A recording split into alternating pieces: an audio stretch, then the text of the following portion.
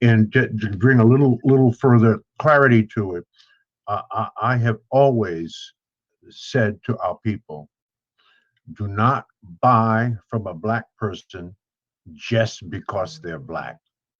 That does not help you or them. And I learned this from Jewish people. Jews do not buy from Jews just because they're Jewish.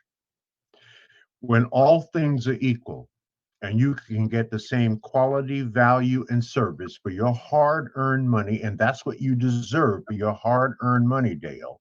When all things are equal, the tiebreaker is I'm black, you're black. You get the business. That's the tiebreaker.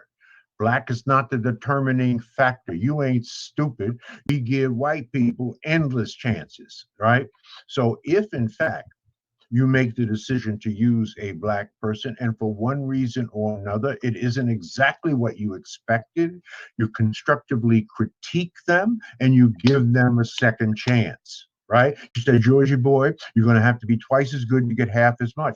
Because if you're black and mediocre in America, you better leave because you're going to be marginalized and you're ultimately going to be destroyed. We cannot be mediocre, Dale. You know that. We have to be excellent.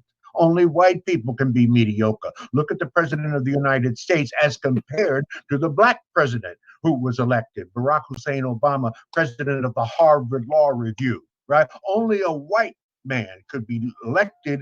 In fact, if you go into an Asian restaurant in the hood, and there are plenty of them, and there are four brothers working in there waiting on you, leave. That's not a real Asian restaurant. Asians don't employ black people. They employ Asian people.